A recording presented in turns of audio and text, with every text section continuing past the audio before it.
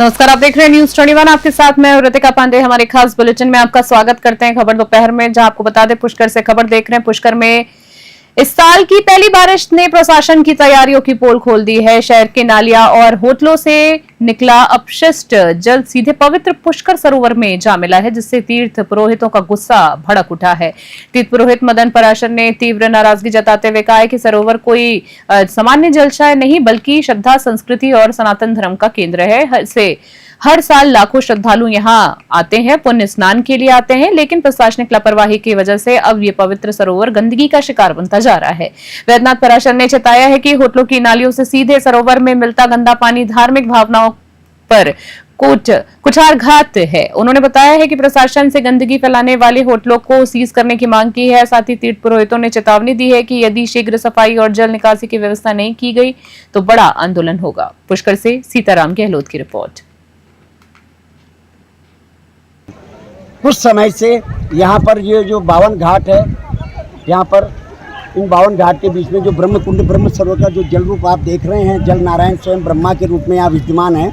यहाँ पर मछलियाँ जो है मर रही है और अपशिष्ट पदार्थ बह बह के यहाँ से पहाड़ के से जो नहर आती है, उसमें नहर में जो है होटलें, गेस्ट हाउस वगैरह बने हुए हैं, उनका अपशिष्ट पदार्थ भी इस पुष्कर तीर्थ में बह के आता है। तो उस कारण से ये मछलियाँ मर रही है। और यहाँ पे जो है बहुत टाइम से हम मांग कर रहे हैं कि अगर मछलियाँ मरती है तो यहाँ कुछ ऑक्सीजन प्लांट वगैरह कुछ ही जल को शुद्ध करने के लिए, ताकि मछलियाँ ना मरे, अपशिष्ट पदार्थ यहाँ से साफ सफाई होती रहे, इसके लिए कुछ होना चाहिए। प्रशासन से बार बार गुहार करते हैं, लेकिन प्रशासन हमारी सुनता नहीं है। एक तो सरकार जल बचाव के लिए और जल स्वच्छता के लिए अभियान चला रही है, दूसरी तरफ जो आदि अनादि सनातन धर्म का सबसे बड़ा तीर्थ है, इसकी दुर्दशा कर रही है, सरकार के द्वारा हो रही है। अभी अपशिष्ट पदार्थ बह के आ रहे हैं नहर के द्वारा, और उन्हीं नहर के द्वारा बह के आने से अपशिष्ट पदार्थ के कारण मछलियां मर रही है और यूज किए हुए कॉन्डम तक आ रहे हैं। और अगर कोई बोलता है पुष्कर की दुर्दशा पर, जल की दुर्दशा पर, सरोवर की दुर्दशा पर, तो उनको नोटिस और हर प्रकार से डराया धमकाया जा रहा है।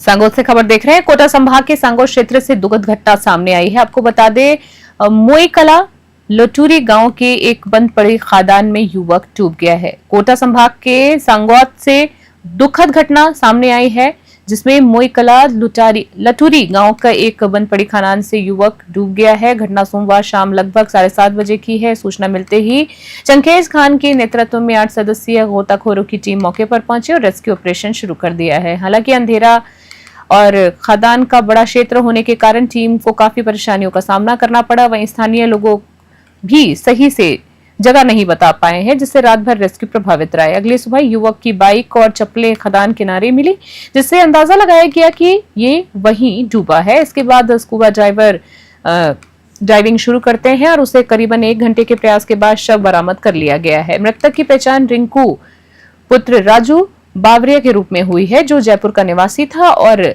बापावर में कार्यरत था। फिलहाल पुलिस ने शव को पोस्टमार्टम के लिए भेज दिया है और डूबने के कारणों की जांच शुरू कर दी है। कोटा से कामिंदु जोशी की रिपोर्ट। मावली से खबर, जहां पे तहसील की डूंदिया पंचायत के रोहिणा गांव का माहौल मंगलवार सुबह गमगीन हो गया, जब 12 जून को हुए अहमदाबाद लंदन विमान हादसे में मारे गए प्रकाश चंद्र मेनारिया का शव गांव पहुंचा। हादसे के 5 दिन बाद डीएनए जांच के बाद सोमवार रात 10 बजे शव परिजनों को सौंपा गया है, जो मंगलवार सुबह 7 बजे एम्बुलेंस से रोहिणा गांव पहुंचा है। आपको बता दें, गुजरात पुलिस की निगरानी में शव गांव में लाया गया है। शव के पहुंचते ही रिश्तेदारों और ग्रामीणों की भीड़ उमड़ पड़ी और पूरे गांव में मातम पसर आया है। परिजनों की चीख पुकार से माहौल गमगीन हो गया और प्रकाश के परिवार की स्थिति बेहद दयनीय हो गई है। 2 बच्चों के पिता प्रकाश के पिता का भी हाल में ही 21 अप्रैल को निधन हो गया था। गांव वालों के अनुसार प्रकाश की पत्नी और मां को शुरू में हादसे की जानकारी नहीं दी गई थी। जानकारी के अनुसार प्रकाश को पहले 15 जून को विदेश रवाना होना था, लेकिन सहकर्मी वर्दी चंद के कहने पर टिकट 12 जून का करवाया गया है। पूर्व विधायक धर्मनारायण जोशी भी मंगलवार को रोहिणा पहुंचे और अंतिम यात्रा में शामिल हुए हैं। गांव के नाहर सिंह भाटी और अन्य ग्रामीणों ने बताया है कि जैसे ही शव गांव पहुंचा, पूरे गांव की आंखें नम हो गई। मावली से मनीष ताधीज की रिपोर्ट। कोटा से खबर देख रहे हैं। राजस्थान की शिक्षा नगरी कोटा आज एक और विडंबना का शिकार हो रहा है। एक और स्मार्ट सिटी परियोजना के तहत शहर को चमकाया जा रहा है, वहीं दूसरी ओर शमशान घाटों की स्थिति बदहाल हो गई है।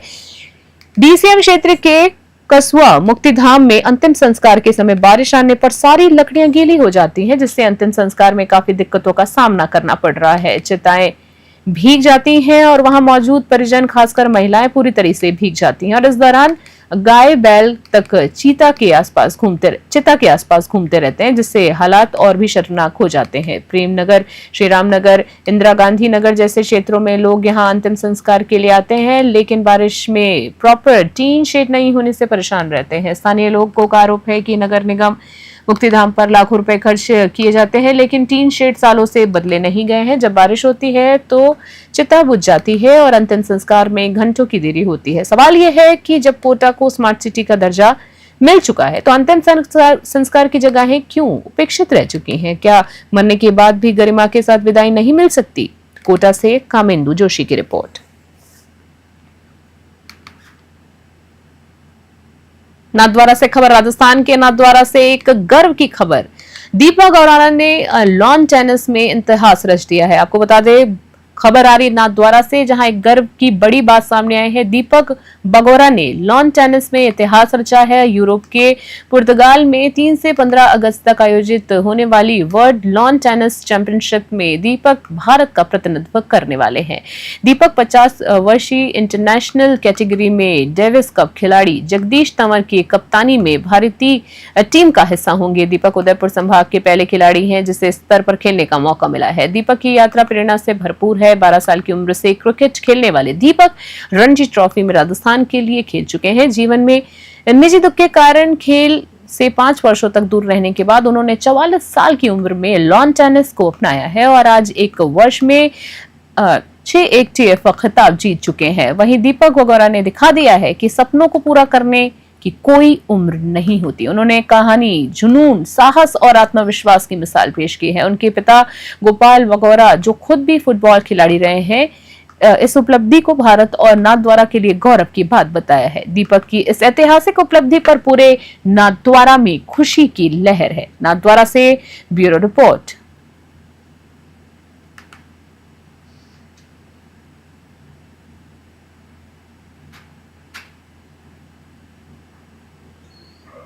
प्रभु श्रीनाथ जी से मैंने यही प्रार्थना की थी कि जीवन में ये जो कुछ भी मेहनत कर रहा है या परिश्रम करके जो खेल खेल रहा है उसमें महारत हासिल करे और अंतर्राष्ट्रीय ख्याति प्राप्त करे, यही मेरी दिल की इच्छा थी और ये उस बच्चे ने पूरी की।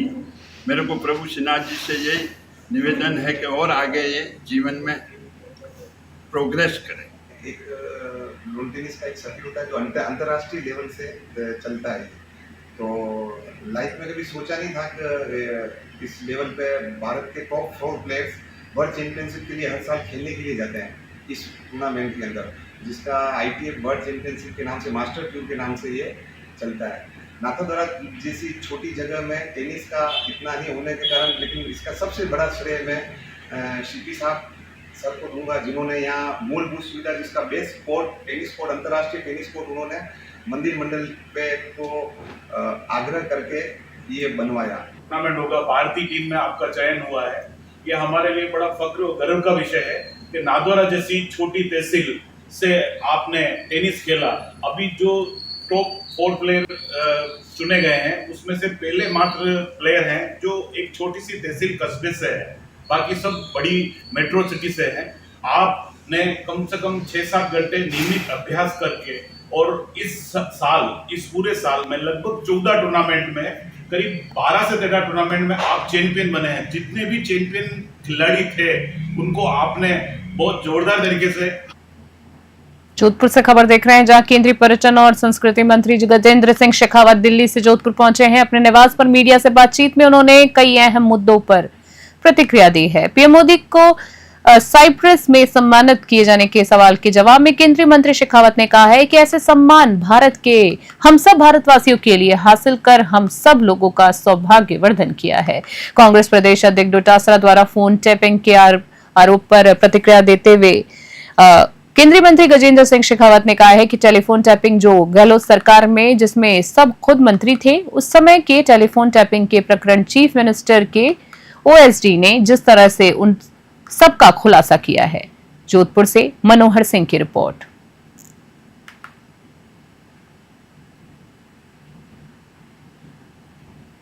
से दुर्भाग्यपूर्ण है लेकिन कुछ देशों में बसे हुए कुछ लोग वो इस तरह की गतिविधियों को अंजाम देते रहते। पहले से वर्षों से इस तरह की अलगाववादी ताकतें भारत की सरजमी से बाहर कई जगह ऐसे पल्लवित पोषित होती रही, लेकिन भारत की क्षमता और सामर्थ्य बढ़ने के साथ साथ में भारत के द्वारा ये स्पष्ट संदेश पूरी पुलवामा और पहलगाम के बाद में दिए जाने के बाद में कि अब भारत भूमि के खिलाफ चलने वाला कोई भी षड्यंत्र, चाहे वो भारत की धरती पर से हो रहा हो या बाहर से, अब देश उसे बर्दाश्त नहीं करेगा। ये होने के बाद में अब निश्चित रूप से ऐसे लोगों के हौसले धीरे धीरे पस्त होने शुरू हुए। हमारा सामर्थ्य जिस तरह से बढ़ेगा, जिस शक्ति के साथ में बढ़ेगा, जिस गति के साथ में बढ़ेगा, ये सब लोग जो हैं वो नगण्य भी हो जाएंगे और अप्रासंगिक भी हो जाएंगे। सर, कांग्रेस के नेता जयराम रमेश ने एक ट्वीट किया है, उसमें लिखा है कि जो जनगणना हो रही है उसमें जाति शब्द नहीं है। क्या प्रधानमंत्री फिर विचार बदल रहे हैं? देखिए, मुझे लगता है कि कुछ लोगों के किसी विषय को समझने या जानबूझ करके न समझने पर प्रतिक्रिया देने के बजाय उनकी उस ना समझी या न समझने की आदत, इन दोनों के ऊपर कभी कभी विनोद कर लेना ही ज्यादा बेहतर होता है। हनुमानगढ़ से खबर है, जहां सालसर जा रहे एक ही परिवार की बोलेरो नहर में गिर गई है। हादसे में 3 लोगों की मौत हुई, जबकि 3 को पुलिस और ग्रामीणों ने बहादुरी से बचा लिया है। मंगलवार सुबह 7 बजे वार्ड नंबर 56 सुरेशिया हनुमानगढ़ जंक्शन निवासी गुरदर्शन सिंह अपने परिवार के 6 सदस्यों के साथ बोलेरो में सवार होकर सालासर दर्शन के लिए निकले थे। रास्ते में बोलेरो लखवाली की आईजीएनपी नहर में जा गिरी है। हादसा देखकर लखवाली चौकी के हेड कांस्टेबल जसवंत भाकर और कांस्टेबल लखविंद्र मौके पर दौड़े और 3 अन्य ग्रामीणों की मदद से जान की परवाह किए बिना नहर में डूब रहे 3 लोगों को सुरक्षित बाहर निकाल लिया है। जैसे ये सूचना पूर्व मंत्री डॉक्टर राम प्रताप और हनुमानगढ़ विधायक गणेश राज बंसल को मिली, वे घटनास्थल पर पहुंचे और राहत कार्यों का जायजा लिया। नौहर से सेठी गोदारा की रिपोर्ट।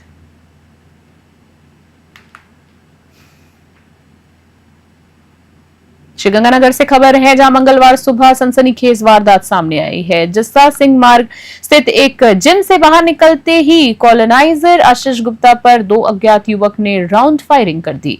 इस हमले में एक गोली आशीष गुप्ता के पैर में लगी है, जिससे वो घायल हो गए हैं। वहीं ये बात करें तो जख्मी आशीष गुप्ता को तुरंत नजदीकी अस्पताल में भर्ती कराया गया है, जहां उनकी हालत फिलहाल स्थिर बताई जा रही है। घटना की सूचना मिलते ही आईपीएस बी आदित्य और एएसपी रघुवीर शर्मा मौके पर पहुंचे और कोतवाली थाना एसएचओ पृथ्वीपाल सिंह और सीआई सुभाष जिल्लो ने भी घटनास्थल का जायजा लिया है। पुलिस ने मौके से साक्ष्य एकत्र किए हैं और आसपास में लगे सीसीटीवी कैमरों की फुटेज खंगाली जा रही है। शहर भर में नाकाबंदी कर दी गई है और हमलावरों की तलाश शुरू कर दी गई है। ये हमला शहर में हड़कंप और दहशत का कारण बन गया। श्रीगंगानगर से कृष्ण आसारी की रिपोर्ट।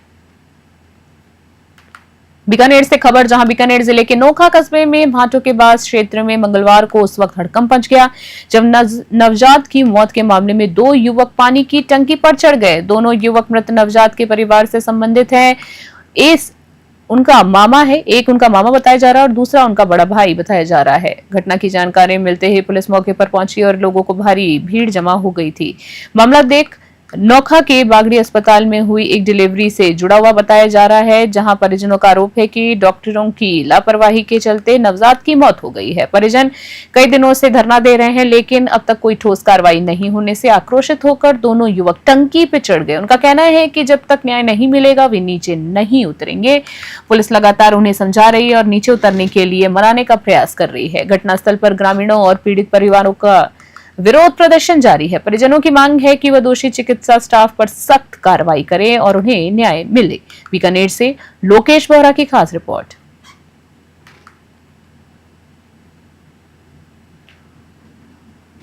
बुलेटिन में अगली खबर बांसवाड़ा से, जहां जल है तो कल है, इस सोच को साकार करते हुए मुख्यमंत्री भजनलाल शर्मा के नेतृत्व में वंदे गंगा जल संरक्षण अभियान के तहत बांसवाड़ा जिले के इटवा गांव में जल संरक्षण की दिशा में बड़ा कदम उठाया गया है। यह करीब 17 लाख रुपए की लागत से एक एनीकट का निर्माण कराया गया है, जिसमें 10,000 से क्यूबिक मीटर पानी संचित किया जा सकेगा। इसका सीधा लाभ आसपास के 300 से अधिक किसानों को मिलेगा, जो वर्षों से सिंचाई की समस्या झेल रहे थे। इस गांव के 600 से ज्यादा किसानों के लंबे समय से यह मांग थी कि जिसे सरकार ने गंभीरता से लेते हुए इटवा में 3 एनीकट का निर्माण कराया है और किसानों को राहत दी है। अब जब मानसून की दस्तक हो चुकी है तो किसान खेतों की जुताई में जुट गए हैं। कोई बैल से खेतों की हल जोत रहा है तो कोई ट्रैक्टर से खेत तैयार कर रहा है। सबकी उम्मीदें इस एनीकट में जमा होने वाले वर्षा के जल से जुड़ी हुई हैं, तो उनकी फसलों के लिए एक वरदान साबित होगा। बांसवाड़ा से प्रमोद कलाल की स्पेशल रिपोर्ट। सर, हमारे लिए बहुत रात की खबर है और ये 300-400 किसानों को फायदा होगा। हमारे ये पानी रुकेगा तो हमारे जल स्तर कुओं में अच्छा रहेगा, तो यहाँ पे ट्यूबवेल भी अच्छे चलेंगे और ये एनीकट बनने से हमारे गांव में एक वरदान साबित होगा। मुख्यमंत्री जल स्वावलंबन अभियान के प्रथम चरण के अंतर्गत ग्राम पंचायत इटावा में ये एनीकट बना हुआ है। एनीकट से लगभग 300 लाभार्थियों को इससे फायदा हुआ। इसमें लगभग 10,000 क्यूबिक मीटर पानी का स्टोरेज होगा। वो इसकी लागत 17,14,000 रुपये है। ये ग्राम पंचायत इटावा में बना हुआ है। अभी वर्तमान में इसमें अभी डिसल्टिंग का कार्य हुआ है, इसमें श्रमदान का भी कार्य हुआ है। अभी 10 तारीख को जो वंदे गंगा जल संरक्षण जन अभियान के तहत इसका लोकार्पण प्रमुख मैडम के द्वारा किया गया है, जिसमें कि स्थानीय लोगों ने बढ़ चढ़कर भागीदारी करी थी। इस गांव में लगभग 4 एनीकट बने हैं। 4 एनीकट में गांव वालों का भरपूर सहयोग मिला है। उन्होंने अपनी तरफ से भी सहयोग किया है ताकि कभी हमें भी कोई काम करने में कोई भी दिक्कत आई तो गांव वालों ने उसको सॉर्ट आउट। रायसेन नगर से खबर है, जहां उपखंड अधिकारी सुभाष चंद्र चौधरी की अध्यक्षता में उपखंड कार्यालय में अंतर्राष्ट्रीय योग दिवस के संबंध में बैठक का आयोजन किया गया है। उपखंड अधिकारी ने बताया है कि इस बार ब्लॉक स्तरीय अंतर्राज्यीय योग दिवस कार्यक्रम का आयोजन बूढ़ा जोहड़ में किया जाएगा। उपखंड अधिकारी ने समस्त ब्लॉक लेवल अधिकारियों को अपने कार्मिकों सहित 21 जून को कार्यक्रम में उपस्थित होने के निर्देश दिए हैं। वहीं चिकित्सा विभाग को प्राथमिक उपचार हेतु डॉक्टर की टीम की ड्यूटी लगाकर कार्यक्रम में उपस्थित होने के निर्देश मिले हैं। वहीं आयुर्वेद विभाग को ब्लॉक के जन प्रतिनिधियों गण को कार्यक्रम में आमंत्रण देने के निर्देश मिले। वहीं आमजन को भी 21 जून को बूढ़ा जोहड़ में योग दिवस कार्यक्रम में आमंत्रण करने की अपील की गई है। इसको लेकर शहर के सिटी पार्क में ब्लॉक कोऑर्डिनेटर डॉक्टर यशवंत घायल के नेतृत्व में ट्रेनर राजेंद्र भारती और विनोद सिनावा के अंतर्राज्यीय योग दिवस को लेकर बड़े स्तर पर तैयारियां चल रही हैं। राजसिंह नगर से राजू शर्मा की रिपोर्ट।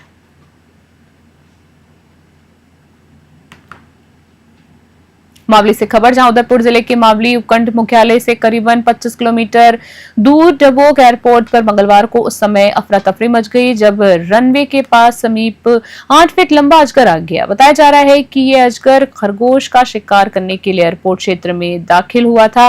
वहीं एयरपोर्ट स्टाफ पवन और सुल्तान सिंह ने तुरंत मावली के वन्यजीव रक्षक कमलेश जांगीर को सूचना दी। सूचना मिलते ही मावली रेंजर राहुल साल्वी और डबोक वन नाका अधिकारी महिपाल के नेतृत्व में वन विभाग की टीम मौके पर पहुंची और रेस्क्यू ऑपरेशन के दौरान अजगर को सावधानी पूर्वक पकड़ लिया गया है और धूनी माता वन नाका से पहुंचे सदीक एवं कमलेश जांगीर ने उसे सुरक्षित बोरी में बंदकर जंगल में छोड़ दिया है। वन विभाग की तत्परता से न सिर्फ एयरपोर्ट स्टाफ को राहत मिली बल्कि अजगर को भी सुरक्षित उसके प्राकृतिक आवास में लौटा दिया गया है। मावली से मनीष दाधीश की खास रिपोर्ट।